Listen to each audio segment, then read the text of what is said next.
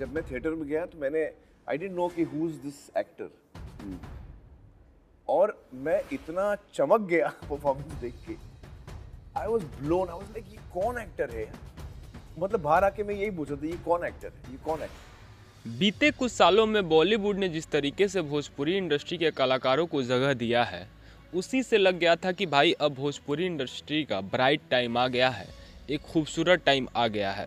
जी हाँ, अब बॉलीवुड ने भोजपुरी इंडस्ट्री के खेसारी लाल यादव को लेकर के ऐसा प्लानिंग किया है जिसे सुनने के बाद से फैंसों को अपने कानों पे भरोसा नहीं हो रहा है। जी हाँ, अब तक जितने भी भोजपुरी इंडस्ट्री के कलाकार बॉलीवुड में जाके काम किए थे वो एज ए सिंगर जाके काम किए थे। जैसे खेसारी लाल यादव गए थे बॉलीवुड में तो पनवाड़ी के पीछे वाले गाने गाए थे, लेकिन जब पवन सिंह गए थे तो आई नहीं गाना गाए थे। लेकिन अब बॉलीवुड के डायरेक्टर और बड़े बड़े एक्टरों का नज़र भोजपुरी इंडस्ट्री के कलाकारों का बेहतरीन एक्टिंग पे है।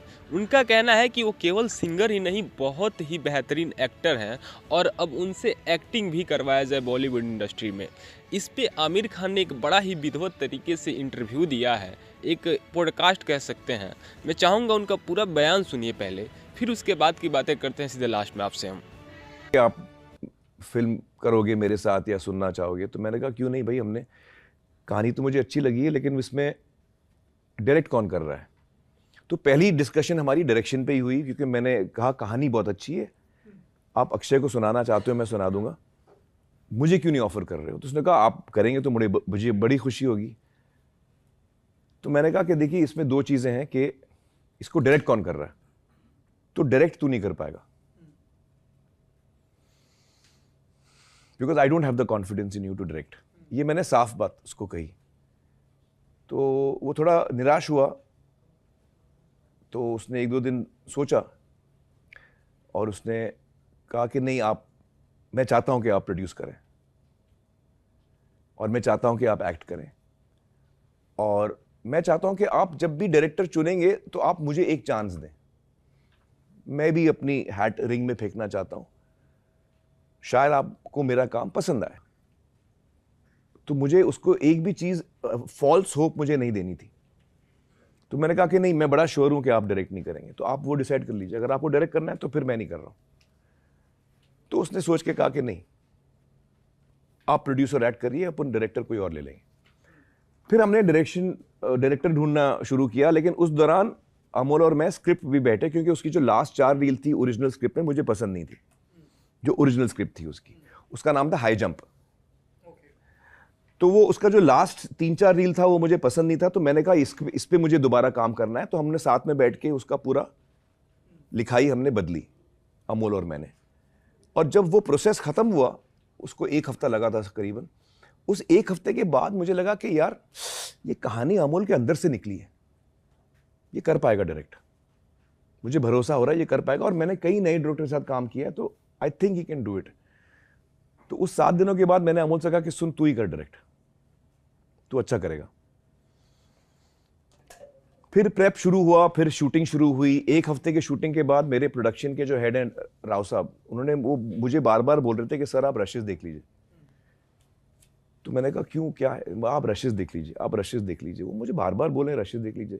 सुनीता राम थी, वो भी प्रोडक्शन टीम में थी, वो दोनों मुझे कह रहे थे आप रशेस देखिए। मैं शूटिंग पे था नहीं, वो जो पहला हफ्ता था शूटिंग का, मेरे कोई सीन्स नहीं थे। एक रात का सीन का शॉट था जो अल्टीमेटली हुआ भी नहीं।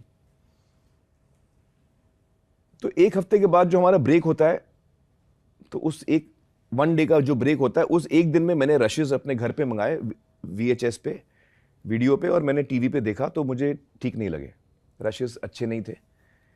और क्या कमी थी? बहुत ही अच्छे नहीं थे। टेरेस का दरवाजा खुलता है, वो ऐसे भागते हुए आता है, कैमरे की तरफ टर्न करता है और फिर कैमरे की तरफ मार्क देख के रुकता है और फिर रोने लगता है। 12 टेक थे, 16 टेक थे इस शॉट के।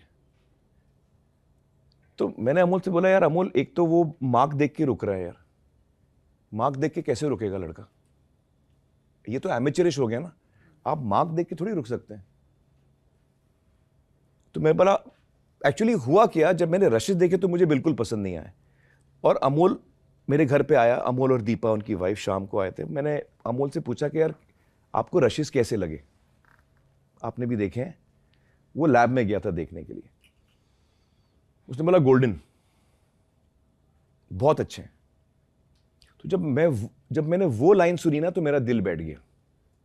अगर अमोर मुझे बोलता कि नहीं अच्छे नहीं है, बहुत एमेचरिस्ट मैंने शूट किया है और एक्चुअली आपको मुझे निकाल देना चाहिए एज ए डायरेक्टर, मेरा काम ठीक नहीं है, अगर वो मुझे वो बोलता ना तो मैं उसको एज ए डायरेक्टर फिर भी एक सेकंड चांस दे सकता था, क्योंकि उसकी थिंकिंग और मेरी थिंकिंग सेम होती।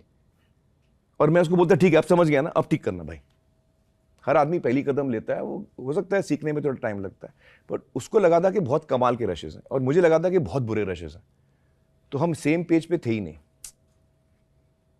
तो उस वक्त मैंने अमोल से कहा कि देख अमोल, तू मेरा बहुत करीबी दोस्त है और ये सब्जेक्ट तेरे अंदर से निकला है, 4 साल तूने इस पे काम किया है, 5 साल तूने इस पे काम किया है, मेरा कॉन्फिडेंस तुझ पे एज ए डायरेक्टर खत्म हो चुका है,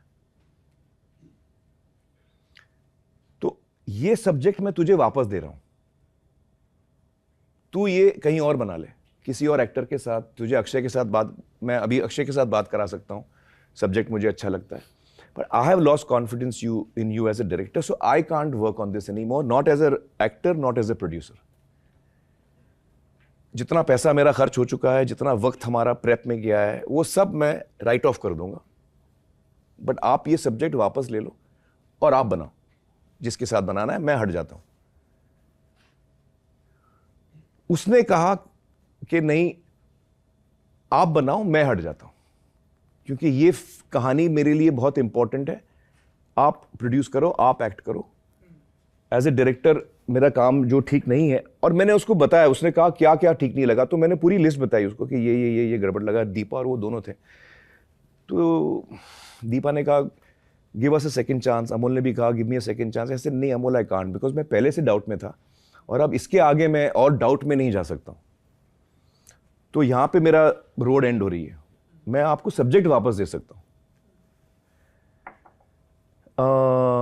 तो उसने 1-2 दिन के तो जी हाँ, ये है वो आमिर खान का बयान। और ये बातचीत जब से वायरल हुआ है तब से भोजपुरी इंडस्ट्री के फैंसों का जो उमंग है वो 7वें आसमान पे है। सबका यही कहना है कि भाई कहीं से तो प्लेटफॉर्म मिल रहा है भोजपुरी इंडस्ट्री के एक्टरों को अपना एक्टिंग को प्रूफ करने के लिए, और हो सकता है कि बॉलीवुड में एक कैरेक्टर हिट हो जाए और फिर वो भोजपुरी इंडस्ट्री में आके काम करे तो भोजपुरी इंडस्ट्री का भी एक नया लेवल शुरू हो जाएगा। क्योंकि भोजपुरी इंडस्ट्री एल्बम के मामले में बहुत ऊपर है, लेकिन जहाँ फिल्मों की बात आती है तो फिल्मों में भाई इनको कोई देखने के लिए तैयार ही नहीं है, क्योंकि फिल्में अभी तक उस लेवल की नहीं बनी है जिस लेवल की ऑडियंस एक्सपेक्ट करती है सिनेमा घर में जाके देखने के लिए। क्योंकि जिस तरीके का फिल्म भोजपुरी इंडस्ट्री बनाता है उससे 10 गुना बेहतर तो आपको OTT प्लेटफॉर्म पे मिल जाता है, यूट्यूब पे फ्री में मिल जाता है। तो कोई पैसे खर्च के 10 गुना लो बजट की फिल्म देखने के लिए सिनेमा हॉल में क्यों जाएगा? उसके लिए आपको कुछ बहुत बड़ा करना पड़ेगा। और भोजपुरी इंडस्ट्री जो बना रहा है फिल्म, उससे बढ़िया तो वाइन्स क्रिएटर अपने चैनल के लिए एक शॉर्ट फिल्म बना लेते हैं। इस बात से आप सहमत होंगे। लेकिन फिर भी देखते हैं भोजपुरी इंडस्ट्री के कलाकार बॉलीवुड में जाने के बाद से भी अपना जो लेवल होता है वो बढ़ाते हैं या फिर इसी बजट की फिल्म बनाते हैं, ये आगे का समय बताएगा। लेकिन आपको आमिर खान और खेसारी लाल यादव का जोड़ी कैसा लगने वाला है इन फ्यूचर? अपना राय आप कमेंट बॉक्स में जरूर बताइएगा, क्योंकि ये होने वाला है। आमिर खान खेसारी लाल यादव के साथ आने वाले हैं, तो बताइएगा ज़रूर। मिलते हैं नए इन्फॉर्मेशन के साथ, तब तक के लिए जय हिंद, tata, bye bye, take care.